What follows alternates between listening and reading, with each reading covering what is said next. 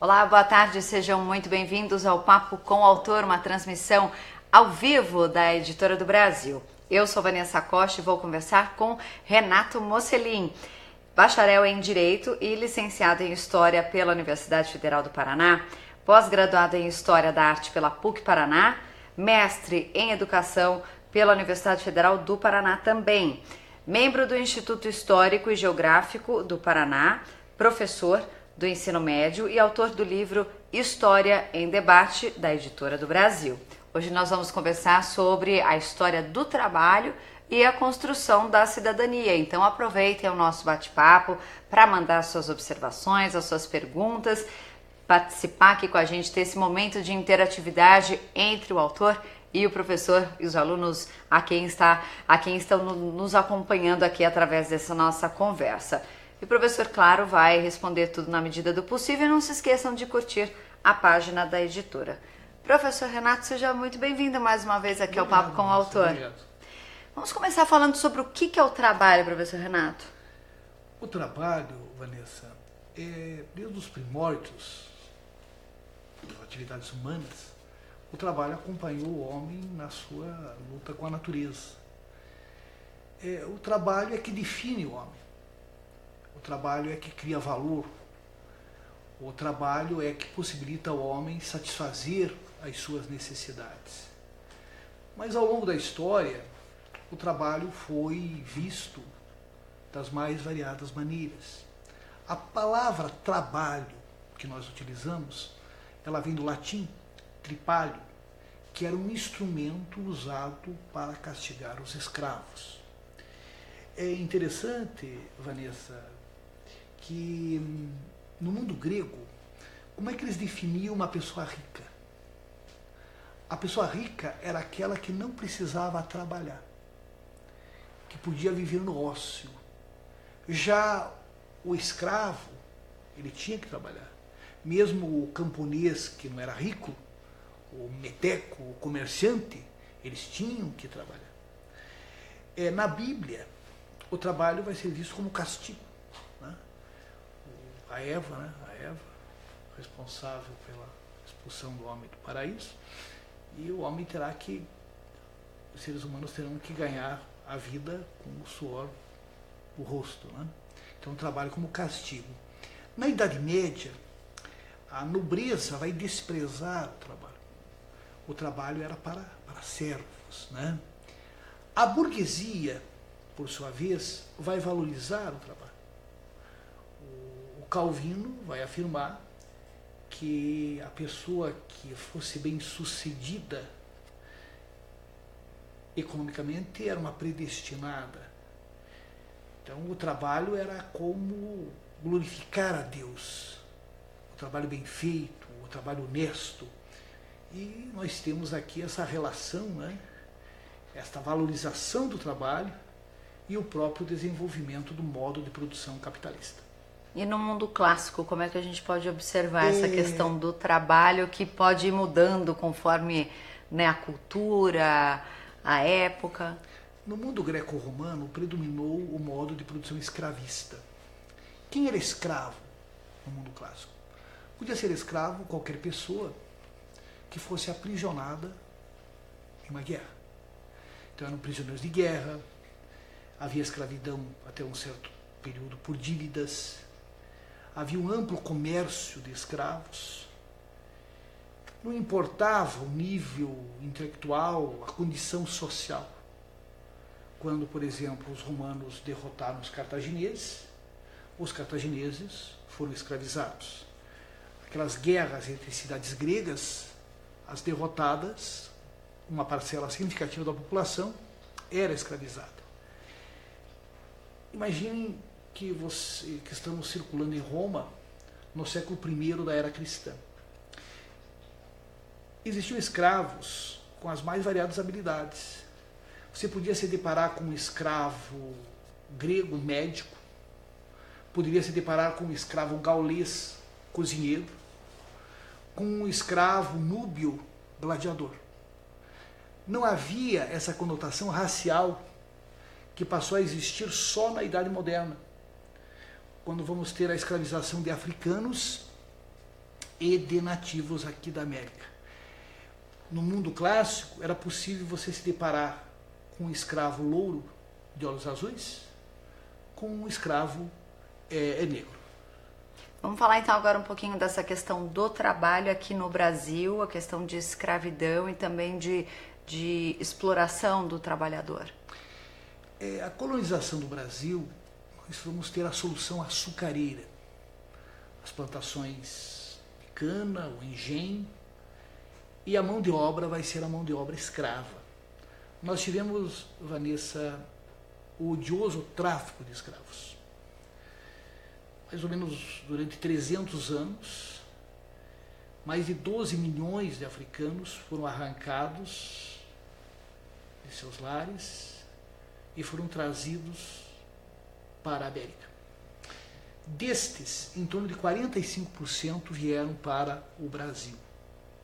Então predominou no Nordeste açucareiro a escravidão negra. Nós tivemos então o latifúndio, a grande propriedade, a monocultura e o trabalho escravo. Havia trabalho livre? Havia, mas não era predominante. A exploração do trabalho dos nativos. O modo de vida dos nativos era muito diferente do modo de vida dos africanos, dos europeus. Os nossos nativos eram nômades. Algumas nações praticavam uma agricultura uma agricultura bem rudimentar, enquanto que a maioria, eles viviam da caça, da pesca, da coleta. Estas nações não se habituavam ao trabalho sistemático imposto pelo colonizador. E as doenças, os maus tratos, a subnutrição fizeram que essas populações logo nas primeiras décadas da colonização fossem desaparecendo. Bom, nós estamos acompanhando aqui no Papo com o Autor a conversa com o Renato Mocelin. Estamos falando sobre a história do trabalho, a construção da cidadania. A gente espera que vocês enviem as suas perguntas, as suas observações para aproveitar esse espaço que foi criado justamente para estreitar, para ter essa interatividade maior entre os professores e também com os autores. Professor, e a questão do trabalho feminino? Acho que dá para a gente professor, fazer uma boa avaliação de como começou essa questão do trabalho feminino e a progressão que estamos tendo nesse aspecto. A mulher trabalha desde os primórdios da humanidade. A divisão do trabalho nós encontramos nas tribos que os portugueses se depararam aqui no Brasil. Mas com a Revolução Industrial, o trabalho tornou-se uma mercadoria que o operário vende. O dono do capital, o burguês, que é proprietário dos meios de produção, ele paga um salário. Então, só para vocês terem uma ideia, o escravo, ele era uma mercadoria. Ele podia ser vendido, trocado. O servo medieval estava ligado à terra, ao feudo. Em tese ele era livre, mas só que não podia deixar o feudo. O trabalhador que surge com a Revolução Industrial, ele é livre, mas ele precisa vender a sua força de trabalho. Como houve uma explosão demográfica na Europa no século XIX, havia muita oferta de mão de obra. Pobres diabos tendo que submeter a salários baixos para sobreviverem. E a mulher? Nós tivemos, ali já na primeira Revolução Industrial, a exploração do trabalho feminino. Mulheres executando tarefas iguais às dos homens e ganhando muito menos. A exploração do trabalho infantil. Mas na história, infelizmente, nós temos permanências. Temos progressos, mas temos permanências. Pesquisas revelam, que mesmo hoje, com uma Constituição extremamente democrática como a nossa, que é de 1988, com a Constituição assegurando direitos sociais, ainda, de uma forma geral, as mulheres ganham menos que os homens para atividades similares. E isso é algo que batalha-se muito para mudar, mas a gente sabe que ainda tem um longo caminho, né, professor, pela frente. Tem um longo caminho, porque a construção da cidadania é um processo histórico lento, de avanços e às vezes de retrocesso. Quando a gente fala em cidadania, havia uma cidadania lá no mundo grego, nas cidades gregas como Atenas. Quem era o cidadão? O cidadão era aquele que tinha mais de 18 anos, que era filho de pai e de mãe atenienses. Estavam excluídos os escravos, os metecos, que eram os estrangeiros, e as mulheres. Quer dizer, a democracia ateniense, na verdade, era para poucos, né? Mas a cidadania, conforme nós concebemos, ela começa a ser gestada no século XVII. Nós tivemos a Revolução Gloriosa, lá na Inglaterra, em 1688, e tivemos a Declaração de Direitos. Mais tarde, em 1776, a Declaração de Independência dos Estados Unidos. E em 1789, a Declaração dos Direitos do Homem e do Cidadão da Revolução Francesa. Esses documentos, eles refletiam, em grande parte, a filosofia iluminista que começou ali no final do século XVII e se estendeu por todo o século XVIII. O cidadão, ele deveria ter, ou deve ter, né, direitos civis, direitos políticos e direitos sociais. O que seriam os direitos civis? Se nós pegarmos lá a Declaração dos Direitos do Homem e do Cidadão da Revolução Francesa, nós encontraremos no artigo 2º que os direitos são direitos naturais, imprescritíveis e inalienáveis, o direito à vida, à liberdade, à propriedade e à resistência à opressão. Então, quando eu falo em direitos civis, eu falo de direito de propriedade, eu falo da liberdade, eu falo da liberdade de ir e vir, da inviolabilidade do lar, do sujeito poder ser julgado por uma justiça que seja imparcial e que seja efetiva. Também, direitos civis, nós devemos destacar, não é? Que nenhuma pessoa pode ser presa senão por aquilo que a lei diz e pela autoridade competente, e há a presunção de inocência. Então, no Estado democrático de direito, esses direitos têm que ser respeitados. Já os direitos políticos é o direito a votar. A Revolução Francesa foi uma revolução machista, pois não deu às mulheres o direito de voto. O primeiro país onde a mulher teve o direito de voto foi a Nova Zelândia, no finalzinho do século XIX. Em vários países, as mulheres adquiriram o direito de voto, Estados Unidos, Grã-Bretanha, Alemanha, depois da Primeira Guerra. Aqui no Brasil, o pessoal que está conosco lá no Rio Grande do Norte, na cidade de Mossoró, teve uma moça, a Celina Guimarães Viana, que conseguiu, em 1927, o direito de votar. O governador do Rio Grande do Norte naquela época era Augusto Medeiros, né? Ele era um sujeito progressista e ela conseguiu o direito de votar. E foi no Rio Grande do Norte também, em 1929, que a Alzira Soriano Teixeira, ela foi eleita prefeita da cidade de Lages, uma cidade do interior do Rio Grande do Norte. Somente com o Código Eleitoral de 32, já no governo de Getúlio Vargas, é que nós vamos ter o direito de voto para as mulheres. E os direitos sociais, a gente pode falar mais adiante, é o direito de um salário justo, uma jornada de trabalho adequada, assistência médica e hospitalar, direito à educação, à saúde. Então nós podemos dizer que a cidadania, ela se efetiva com esses direitos. Direitos civis, direitos políticos, direitos sociais. O senhor explicou então um pouco como é que se deu esse processo de construção da cidadania, mas é um processo que continua diariamente, né, professor? Como é que o senhor avalia essa construção atualmente? Conforme eu disse anteriormente, nós tivemos muitos avanços, mas ainda muita coisa precisa ser conquistada. Direitos políticos. As mulheres podem votar. A partir da Constituição de 34, inclusive na Constituinte de 33, foi eleita uma mulher, uma só. Hoje, quantas governadoras nós temos? A primeira, a propósito, foi lá no Acre, a Yolanda Fleming, entre 86 e 87. Quantas prefeitas?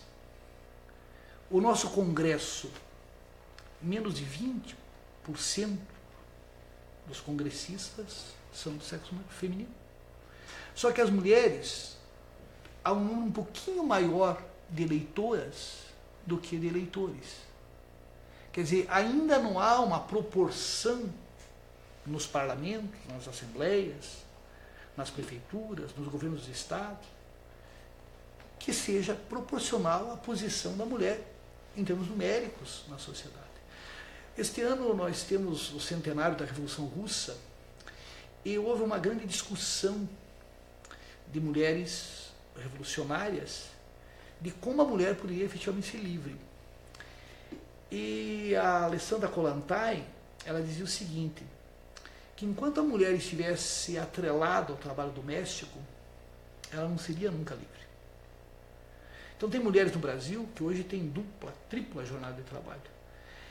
Dizia-se o seguinte, que para que a mulher participasse da vida pública intensamente, o Estado deveria ter lavanderias, refeitórios, e as mulheres casadas deveriam compartilhar com seus esposos o que restasse de trabalho doméstico. As pessoas que trabalhariam nesses refeitórios, nessas lavanderias, nessas creches, nessas escolas, seriam pagas pelo Estado, para que a mulher tivesse tempo para efetivamente participar da vida pública, estudar, enfim, não ser sobrecarregada, como muitas mulheres são nos dias de hoje. Mas só para a gente não perder um pouco o gancho justamente dessa informação que o senhor destaca, de termos um eleitorado majoritariamente feminino e não termos eleitas tantas representantes mulheres. Como é que o senhor vê isso? Porque você pode mudar a legislação, Vanessa, mas a mentalidade, ela muda muito mais lentamente. A escola dos análises, de historiadores como Lucian Febvre, Marc Bloch, depois veio Fernando Braudel, eles mostram que a conjuntura, ela até muda rapidamente, mas as estruturas ali no subterrâneo muda com uma lentidão muito grande. O que esperar do Brasil, um país patriarcal? O Código Civil de 1916, o marido era o caput do casal. O casamento podia ser anulado se, eu vou usar uma linguagem assim, um pouquinho elevada, se no tálamo conjugal o nubente percebesse que aquela que ele desposara já fora deflorada. Quer dizer, se não fosse virgem, ele podia entrar com uma ação de anulação de casamento. A mulher só poderia trabalhar se tivesse autorização do marido. E a filha que, porventura, traísse o marido, podia ser deserdada. Né? Nós vamos ter só no começo da década de 60 o Estatuto da Mulher Casada, que significou um avanço. Mas foi a Constituição de 1988 que igualou totalmente homem e mulher, né? Nas relações matrimoniais. Inclusive, os filhos fora do casamento teriam os mesmos direitos daqueles da constância do casamento. Então é um processo lento, e aquilo que eu falei a você sobre a questão da mentalidade, nós ainda temos a violência contra a mulher, né? Tanto é que nós temos agora o crime de feminicídio. Isto demonstra que, apesar da legislação ter avançado, ainda existem resquícios de um Brasil patriarcal, atrasado, extremamente arcaico. Bom, nós estamos falando sobre a história do trabalho e a construção da cidadania com o professor Renato Mosselin. Nós recebemos uma pergunta, professor, do professor Tiago Toffo. Obrigada, Tiago, pela sua participação. Ele quer saber o seguinte: Mosselin, por que há no Brasil um suposto preconceito para com os empresários? Não deveriam ser respeitados por fornecerem empregos e movimentarem a economia? Claro, né? Quando a gente fala, parece que há o Brasil é um país capitalista, onde assegura-se o direito de propriedade. Há empresários e empresários, né? Há empresários que pagam os seus impostos corretamente e que às vezes sentem-se sufocados pela pressão do Estado. Mas há também aqueles, né, que não respeitam a legislação trabalhista. Toda análise maniqueísta, né, há trabalhadores que tiram proveito de uma legislação tanto quanto paternalista e acabam, né, conseguindo benesses na justiça do trabalho. Mas, por outro lado, ao longo da nossa história, nós sabemos da exploração a que foram submetidos os trabalhadores e a ausência de uma justiça do trabalho, que só vai aparecer depois da Revolução de 30, fazia com que essas pessoas ficassem à mercê, sem terem a quem recorrer. A gente vai falar um pouquinho mais para frente sobre essa questão da luta pelos direitos dos direitos civis pelos trabalhadores. Professor Tiago, obrigada pela sua participação. A Cibele quer saber o seguinte: quais são as relações estabelecidas entre o tema trabalho, abordando passado, presente e futuro no livro temático? É mais fácil essa abordagem temática para a compreensão dos alunos e por quê? Eu e a professora Rosiane Camargo, que produzimos esta obra, nós acreditamos que no ensino médio o professor deve aprofundar certos temas. No nosso primeiro volume, nós trabalhamos a questão do trabalho e da propriedade. Como era a propriedade no mundo grego, no mundo romano, no mundo feudal, a propriedade no Brasil, o trabalhador no mundo clássico, no mundo medieval, o trabalhador pós-revolução industrial e a história do trabalho no Brasil. Por quê? Porque não é possível dar conta de tudo de uma história universal. Eu acho que se você sair lá da pré-história e tentar chegar até 2016, você verá muitas coisas, porém com uma enorme superficialidade. A história cronológica, eu acredito, ela deve ser trabalhada no ensino fundamental. O aluno, no ensino médio, ele já tem pré-requisitos. Ele estudou lá atrás a Revolução Industrial. Então, numa obra temática, a Revolução Industrial será retomada e aprofundada. E com isso, nós acreditamos, né, que o professor pode trabalhar certos temas, porque eu acredito que nós estudamos o passado em função do presente. Nós revisitamos o passado em função dos problemas da atualidade. Você falou sobre os direitos das mulheres.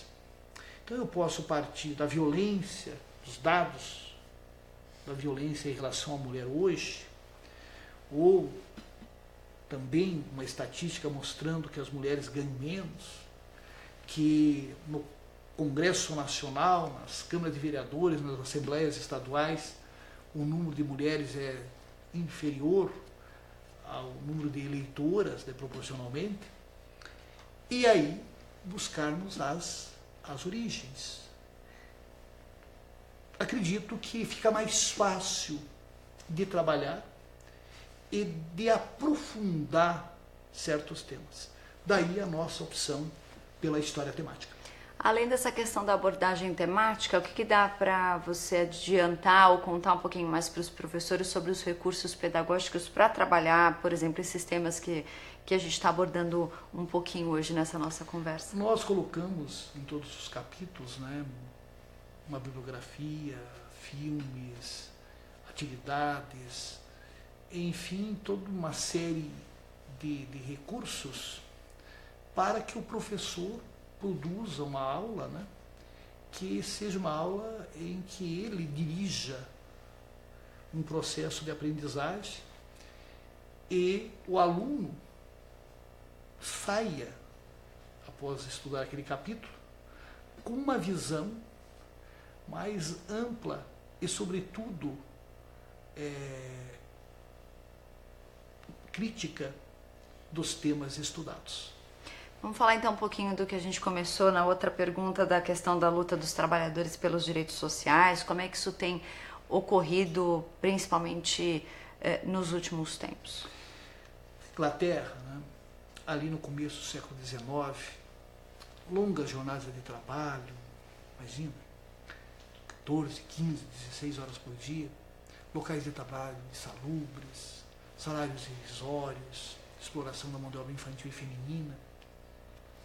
Os trabalhadores acharam que as máquinas eram as culpadas por tanta miséria, pelo desemprego. E grupos de trabalhadores armados com barras de ferro começaram a atacar as fábricas e a quebrar as máquinas. Foi um movimento chamado dos luditas. Foram duramente reprimidos. Mais tarde, a Associação dos Trabalhadores, lá da Inglaterra, elaborou um documento, a Carta do Povo, onde eles, dentre outras coisas, pediam o sufrágio universal, o direito de votar. Porque eles acreditavam que a partir do momento que os trabalhadores elegessem representantes para o parlamento, eles teriam vez, teriam voz, e leis favoráveis aos trabalhadores poderiam ser aprovadas. 2 vezes a carta foi submetida e foi rejeitada, ocorreram greves, houve repressão. Na verdade, as conquistas dos trabalhadores resultaram das lutas dos trabalhadores. Os sindicatos, as greves, os teóricos que não se conformavam com as injustiças da época, como Fourier, Saint-Simon, Robert Owen, Karl Marx, Engels, Bakunin, Malatesta e tantos outros, com vertentes variadas, mas que em comum eles estavam condenando a exploração pelas quais os trabalhadores passavam. As internacionais operárias, o 1º de maio, né, que resulta de uma greve lá em Chicago, houve repressão, então vai ser um dia de luta, de luto dos trabalhadores. Nada caiu do céu. As conquistas, os direitos sociais foram sendo conquistados. A luta, por exemplo, pela redução da jornada de trabalho. Aqui no Brasil, em 1917, nós tivemos greves que pararam cidades como São Paulo, Rio de Janeiro e até a pacata Curitiba. E somente com estas lutas é que os governantes foram paulatinamente cedendo. E alguns empresários mais astutos perceberam que uma melhor distribuição da renda favorecia o próprio sistema capitalista. Se nós verificarmos aqui no Brasil, existiam leis que protegiam os trabalhadores, mas eram leis esparsas. O que o Dr. Getúlio Vargas fez? Em 43, veja, a consolidação das leis do trabalho, leis que já existiam e que foram colocadas num único documento com mais de 900 artigos. E que, para a época, era uma legislação extremamente avançada, progressista. As lutas, elas continuaram. Na Europa, nós vamos ter o chamado estado de bem-estar social. Teóricos como Carl Gunnar Myrdal, que era sueco, o estado de bem-estar social que avançou na Dinamarca, na Suécia, na Noruega, e depois da Segunda Guerra Mundial em diversos países ocidentais, como a França, a Grã-Bretanha, a Itália. O próprio presidente Roosevelt, ele com o New Deal, ele rompe com o liberalismo clássico que imperava nos Estados Unidos, e aquele famoso teórico John Maynard Keynes, ele propunha o planejamento econômico. E com o New Deal nós vamos ter a criação de uma previdência social, um salário mínimo. Quer dizer, o próprio capitalismo, Vanessa, ele foi se transformando. O capitalismo da época de Marx não vai ser o capitalismo ali da década de 30, de 40. A Igreja acordou tarde, mas em 1891, o Papa Leão XIII, através da encíclica Renovar, ele procurou alertar sobre os problemas sociais. Então surge a doutrina social da Igreja. Depois da Segunda Guerra, em vários países o estado de bem-estar social avançou. Em outros, nem tanto. Mas com as crises que começaram a aparecer nos anos 70, especialmente a crise do petróleo, vai faltar dinheiro. E teses neoliberais de um Milton Friedman, de um Friedrich Hayek, de um Ludwig von Mises, vão sendo incorporadas por empresários, por políticos. E no Chile do Pinochet, o Chile é um país capitalista, mas ditadura, e com políticas neoliberais, que o Estado mínimo, né? Você reduz a carga tributária, você privatiza estatais, você flexibiliza as leis trabalhistas. Nós tivemos isto, por exemplo, na Grã-Bretanha, da senhora Margaret Thatcher, e depois aqui na América Latina, nos anos 90, o Carlos Menem na Argentina, o Fujimori no Peru e o próprio Collor aqui no Brasil. Temos uma pergunta do professor Luiz Gustavo Reis. Professor, obrigada pela sua participação. Ele diz o seguinte: o tema da entrevista é trabalho e cidadania. Assim sendo, só é possível ser cidadão no trabalho? Os indígenas que não operam dentro da lógica do trabalho não são considerados cidadãos? Não, talvez houve um certo equívoco. A história do trabalho e a construção da cidadania. Como é que é o nome do professor Luiz Gustavo? Ele tem toda a razão, né? A questão da cidadania que a gente está falando é dentro de um prisma ocidental, né? De valorização do trabalho, etc, etc. Há sociedades que evidentemente têm uma visão diferente. Isto não quer dizer que essas sociedades sejam inferiores às sociedades onde o trabalho é valorizado como a nossa. Inclusive teve autores do século XIX, né, que defendiam o direito ao ócio. Né? Por que eu tenho que trabalhar? Né? E os índios, o Colombo não compreendia por que muitos índios preferiam se suicidar a se submeterem às condições de trabalho impostas pelos conquistadores. Então, é uma visão ocidental, né? E é claro que quando nós falamos da cidadania, nós estamos falando dentro desta ótica, mas o professor tem toda a razão. Mas não em fazer essa conexão. Outras visões claras, né? E uma coisa interessante também da gente destacar em relação à cidadania é que hoje há uma cidadania que vai além dos direitos civis, sociais, políticos, que é ambiental. Né? Quer dizer, como nós, como cidadãos, estamos nos relacionando com a natureza. Que essas ações terão reflexos para gerações que virão depois. E também uma cidadania no que tange ao consumo. Né? Eu gosto muito do Martin Luther King, que, na verdade, ele inspirou-se em Gandhi, né? Que o boicote ele funciona muito bem no capitalismo. Então, se eu sei que uma empresa viola as leis ambientais, se uma empresa não cumpre a legislação trabalhista, é simples, eu não compro dessa empresa. E se mais pessoas fizerem a mesma coisa, esta empresa, porque ela precisa sobreviver no sistema, ela acabará sendo forçada a pautar suas ações dentro de uma nova postura ética em relação à natureza. A gente já começou a falar um pouquinho sobre a questão das mulheres, mas vamos aprofundar um pouco mais sobre o processo da luta delas, os avanços e das permanências dessa longa batalha que ainda vai se dar por um bom tempo, como a gente já falou um pouquinho no começo da nossa conversa. De espaço, de reconhecimento, sim, de avanços, de retrocessos. Hoje a questão ela é mais ampla ainda, Vanessa. A questão de gênero, né? As opções que as pessoas fazem, elas devem ser respeitadas. E, felizmente, né, nós temos legislações avançadas em países como a Espanha, a Dinamarca, o próprio Brasil, né, das chamadas uniões homoafetivas. E em relação à mulher, é preciso destacar que o Brasil é um país continental. Existem condições as mais diversas. Uma mulher que vive numa região interiorana, que não tem acesso à educação, que não tem acesso aos meios de comunicação, ela ainda vive, sob certos aspectos, numa condição parecida com as mulheres do começo do século XX.